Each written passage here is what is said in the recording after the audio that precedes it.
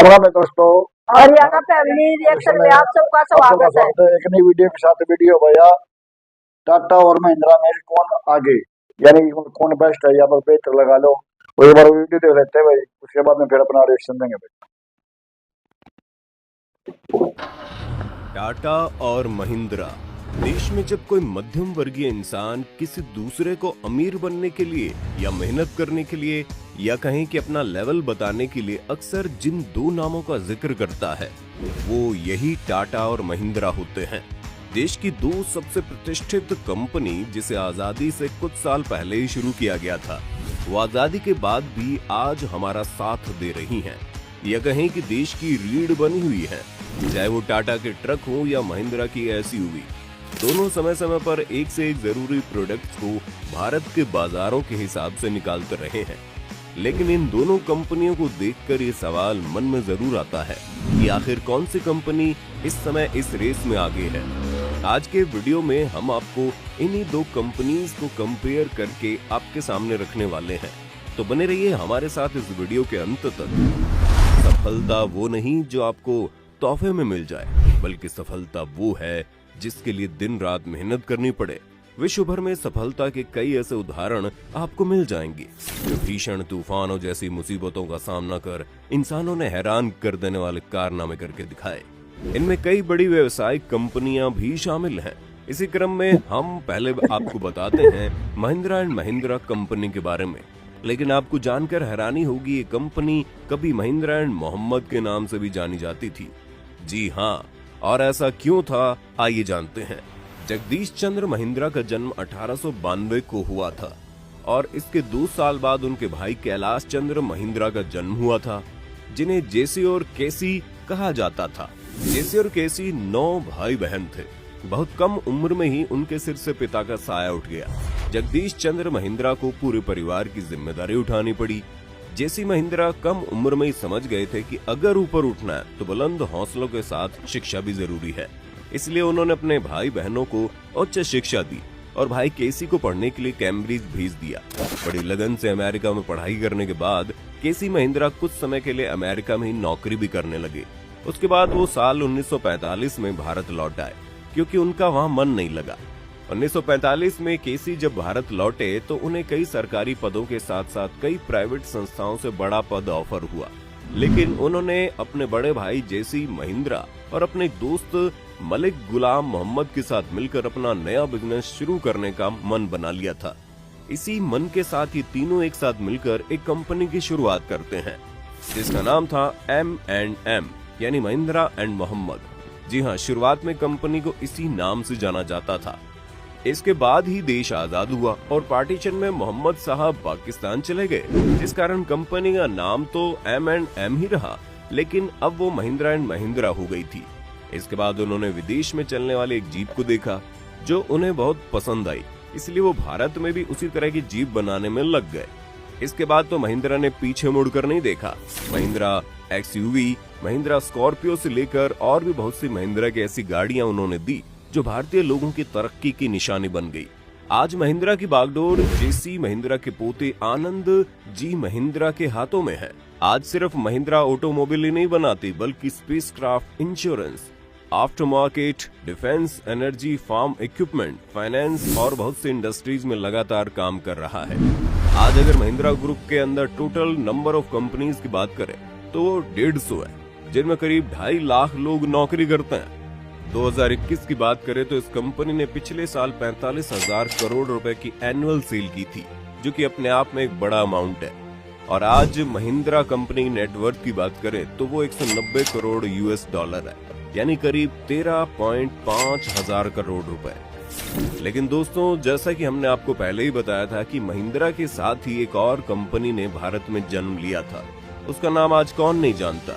जी हाँ, हम बात कर रहे हैं टाटा मोटर्स की, जो कि टाटा ग्रुप की एक बहुत बड़ी कंपनी है, जिसकी शुरुआत उसी साल हुई जिस साल महिंद्रा की शुरुआत हुई थी। लेकिन टाटा उस समय महिंद्रा की तरह छोटे ऑटोमोबाइल की जगह बड़े बड़े लोकोमोटिव इंजन बनाने वाली कंपनी थी।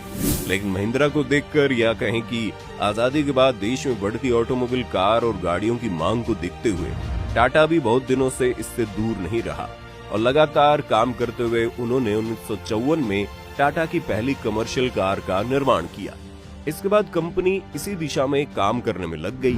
1988 में उन्होंने अपनी पहली पैसेंजर गाड़ी टाटा मोबाइल निकाली, जो काफी हिट साबित हुई। और उसके बाद उन्होंने 1991 में टाटा सियारा लॉन्च की, लेकिन अभी भी टाटा जीप की तरह ये लोगों के पास तक नहीं पहुंच पाई थी। इसलिए 1998 में उन्होंने पहली बार पूरी तरह से इंडिया में बनी एक कार को लॉन्च किया, जिसका नाम सबने सुना ही होगा और अब शायद भूल भी रहे होंगे। जी हाँ, हम बात कर रहे हैं टाटा इंडिका की, जिसने अपने आने के साथ ही मार्केट में खलबली मचा दी। इसके बाद Tata Indigo, Tata safari, Tata Sumo और दुनिया की सबसे सस्ती कार टाटा नैनो जैसी गाड़ियां निकली। आज वही टाटा मोटर्स इंडिया की सबसे सेफ कारों को बनाकर मार्केट में लाने में लगी है, जैसे टाटा जेस्ट। इसके अलावा टाटा ने 2008 में विश्व मंदी के कारण लगभग बंद होने वाली जगुआर और लैंड रोवर जैसी विदेशी कंपनीज को भी खरीदकर उन्हें टाटा मोटर्स का हिस्सा बनाया। आज अगर टाटा मोटर्स की बात करें तो भारत में लगभग हर भारतीय का विश्वास जीतने में सफल रही है।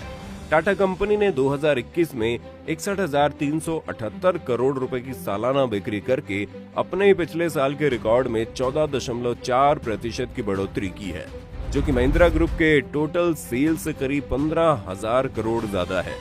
इसके साथ ही टाटा मोटर्स ने करीब 241,000 कमर्शियल गाड़ियों को 2021 में पूरे भारत में बेचा। ये तो हो गई इनकी शुरुआत की कहानी।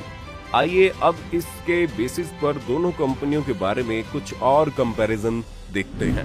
अगर टाटा मोटर्स के मालिक की बात करें तो टाटा मोटर्स को टाटा ग्रुप की तरफ से चलाया जाता है, यानी कि वही इस कंपनी की पेरेंट कंपनी है, जिसकी नेटवर्थ लगभग 110 अरब यूएस डॉलर है, जो कि महिंद्रा ग्रुप से कहीं ज्यादा है। इस तरह से आप समझने की कोशिश करें कि चाहे वो नेट सेल अमाउंट हो या नेट व्हीकल की बिक्री हो, टाटा ने इस मामले में बाजी मार ली है। लेकिन अगर महिंद्रा की बात करें तो उनकी कार बोलेरो ने एक साल में करीब 53,000 यूनिट सेल कर दी है। अब अगर बिजनेस से अलग हटकर परफॉर्मेंस की बात करें तो महिंद्रा की एसयूवी कारें जैसे बोलेरो, स्कॉर्पियो, एक्सयूवी, टीयूवी, ये सब आज के समय में टाटा की एसयूवी को पीछे छोड़ती हुई नजर आती हैं। महिंद्रा की बोलेरो आज ग्रामीण भारत में बहुत बेहतर ढंग से परफॉर्म कर रही है, लेकिन टाटा की कार अगर देखें तो वो बहुत ज्यादा शहरी लोगों के लिए रह गई है। टाटा की लगभग एसयूवी अब मार्केट में उतना अच्छा परफॉर्म नहीं कर पा रही है, जो आज से एक दशक पहले करती थी। इसके अलावा और भी बहुत सी बातें हैं जिनमें दोनों कंपनियां एक दूसरे से बेहतर नजर आती हैं, लेकिन बतौर भारत की तरक्की की नजर से देखें तो आजादी के बाद इन दो कंपनियों ने देश को एक रफ्तार जरूर दी है। आपको क्या लगता है, टाटा और महिंद्रा में कौन है ज्यादा बेहतर? हमें कमेंट करके बताइए।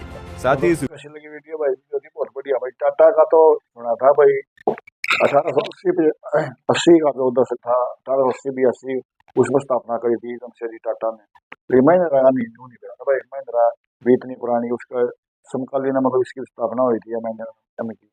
लेकिन इसका भी नहीं पता था भाई, जो ये मोहम्मद था इसका दोस्त, इन महिंद्रा का जो बाबू था या दादा था उनका पार्टनर, अब उसका नाम थे M&M थी।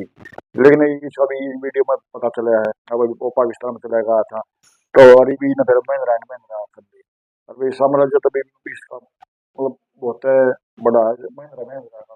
टाटा का तो अनुमान लगा थे मतलब बहुत बड़ा पैर खड़ा करा क्या टाटा ने तो, लेकिन महिंद्रा मतलब खूब तरक्की कर रहा है। और ये वही बात इसकी बिजनेस की, जो बिजनेस के मामला में तो जो ये टाटा की बड़ी गाड़ी है इनका तो कोई जवाब नहीं है। रिव्यू, लेकिन ये छोटी जो सेगमेंट की गाड़ी है, पहले इसने ये सियरा गाड़ी थी, सियरा हमारा याद है गाड़ी, और एक गाड़ी उससे पहले एक और गाड़ी थी। लेकिन या तो इंडिका है ना पैसेंजर निकला, मैं बुकिंग हम कर कर दिया तो मतलब होता है इतना कम मिली। उसके बाद फिर देश ने तरक्की करी है मतलब। और महिंद्रा की स्कॉर्पियो और ये मैं बोलेरो हर एक आदमी के खासकर ग्रामीण इलाके बहुत पसंद होगी। तो भाई वीडियो कैसी लगी? वीडियो को लाइक करना, शेयर करना और हमारे चैनल को सब्सक्राइब नहीं किया वो भी जल्दी से जाकर सब्सक्राइब कर लो।